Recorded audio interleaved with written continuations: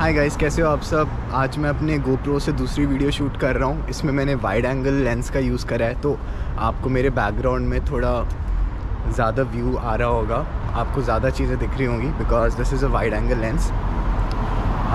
आज की वीडियो में आपको बताऊँगा कि मैंने अपने HSBC में अकाउंट कैसे खोला।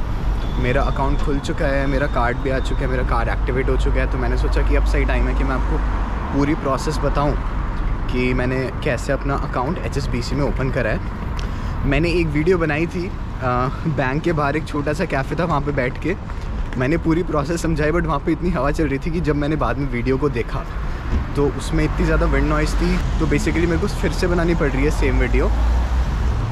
एंड अब मैं आपको बताऊँगा कि अकाउंट ओपनिंग की प्रोसेस क्या है। मैं सबसे पहले बैंक गया था, वहाँ पर मैंने पता करा कि ओपन कैसे करना है अकाउंट। तो उन्होंने मेरे को एक ऑनलाइन लिंक शेयर करा जिस पे जाके मेरे को सारी डिटेल्स और डॉक्यूमेंट्स अपलोड करने थे।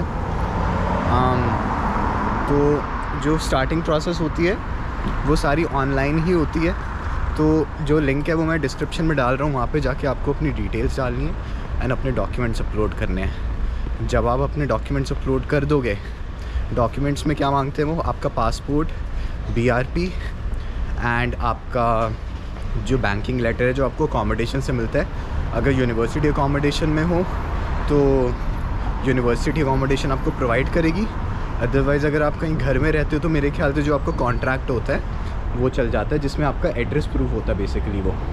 ठीक है, अब दो तरीके हो सकते हैं, या तो आप ऑनलाइन लिंक पे जाके अपनी डिटेल्स फिल करो और डॉक्यूमेंट्स अपलोड करो। जब मैंने डिटेल्स फिल करी थी तो मेरी सिर्फ डिटेल्स फिल हो पाई थी, बट जो डॉक्यूमेंट थे वहाँ पे बैंकिंग लेटर जो अकोमोडेशन का होता है उसको अपलोड करने का ऑप्शन ही नहीं आ रहा था।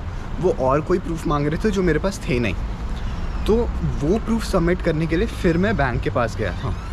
ठीक है, तो ये चीज़ आपको ध्यान रखनी है कि अगर वहाँ पे आपको ऑप्शन नहीं दिख रहा तो परेशान नहीं होना, बैंक के पास जाना है अपने डॉक्यूमेंट्स लेके, वो आपकी तरफ से पोर्टल पे अपलोड कर देंगे।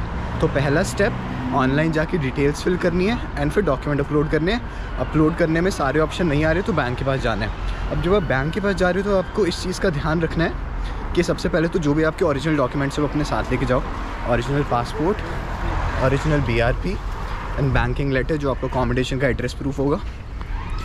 एंड उसके बाद जब बैंक में जाना है, so you have to try that you reach bank as soon as it opens. For example अगर बैंक के खुलने का टाइम 9 बजे है तो 8:55 पे पहुंच जाओ, बिकॉज बहुत सारे स्टूडेंट्स होते हैं एंड वो लाइन में लग जाते हैं। तो अगर आप लेट लाइन में लगोगे तो आपकी बारी देर से आएगी। एंड दोपहर के 2-3 बजे तो जाना ही मत, क्योंकि उस टाइम वो अपॉइंटमेंट्स ही कई बार नहीं लेते, क्योंकि ऑलरेडी इतने बच्चे आए होते हैं। जब तक आप वेट करोगे बैंक के बंद होने का टाइम हो जाएगा। तो बैंक जाना है तो बहुत जल्दी जाना है, टाइम से जाना है। जैसे ही बैंक खुल जाए लाइन में आपको लगना है। ठीक है, अब आप बैंक जाते हो, डॉक्यूमेंट सबमिट करा देते हो, इन्फॉर्मेशन तो ऑनलाइन आपने भरी दी थी, वो आपके डॉक्यूमेंट्स वेरीफाई करते हैं एंड फिर आपको वो कुछ सिक्योरिटी कोड देंगे जो कि आगे की प्रोसेस में आपका काम आएगा।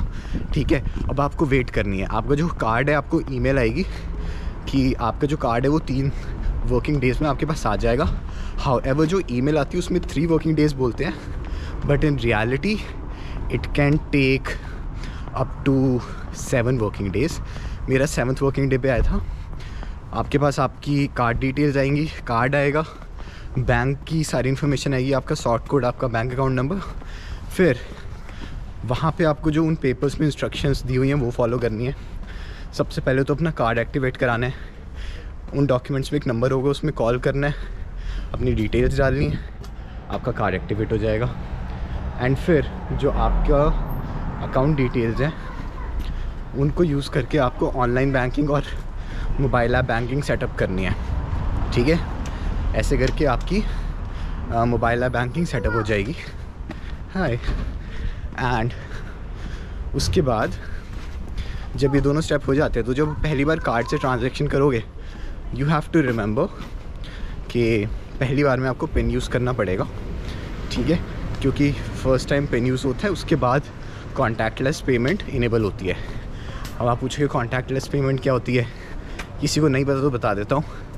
आप किसी मशीन में कार्ड इंसर्ट करने के बजाय उस पर बस टैप कर देते हो एंड उससे पेमेंट हो जाती है, उसे कॉन्टैक्टलेस पेमेंट बोलते हैं। तो फर्स्ट ट्रांजैक्शन अगर आप अपने पिन से करते हो पिन एंटर करके, तो उसके बाद से आप कॉन्टैक्टलेस पेमेंट कर सकते हो। ऑल्दो कॉन्टैक्टलेस पेमेंट में एक मैक्सिमम लिमिट होती है कि उस अमाउंट तक ही आप कॉन्टैक्टलेस कर सकते हो, उसके बाद you can not make contactless payment. So keep that in mind. बाकी आप अपने ऐप को एक्सप्लोर कर सकते हो, बैंकिंग ऐप को, इंटरनेट बैंकिंग भी ट्राई कर सकते हो लॉगिन वगैरह करके। तो यही सब आपको करना है। एंड कुछ लोग मुझसे पूछ रहे थे कि सारे पैसे एक अकाउंट में रखना क्या सेफ़ है, तो मैं आपको सजेस्ट करूँगा कि आप अपने साथ 2 बैंक अकाउंट रखो।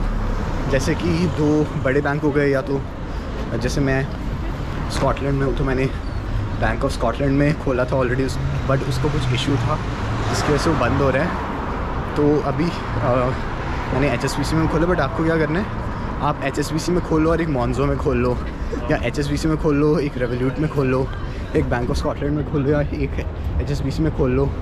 जो मेजॉरिटी ऑफ अमाउंट है वो एक बैंक में रखो एंड उसका कार्ड घर पे रखो। एंड जो आपके छोटे मोटे खर्चे होते हैं वो आप अपने दूसरे अकाउंट में रखो एंड उससे पेमेंट्स करो, सो दैट अगर आपका कार्ड गुम हो जाता है, चोरी हो जाता है, कुछ भी हो जाता है, तो आपके सारे पैसे पर कोई रिस्क ना हो किसी भी चीज़ का। ठीक है, तो ये चीज़ आपको ध्यान में रखनी है। यही पूरी प्रोसेस है। इसमें कोई डाउट हो तो मुझे कमेंट सेक्शन में बताना। And don't forget to subscribe to my channel. I will be making many informational videos for you guys, so please subscribe. Take care, bye.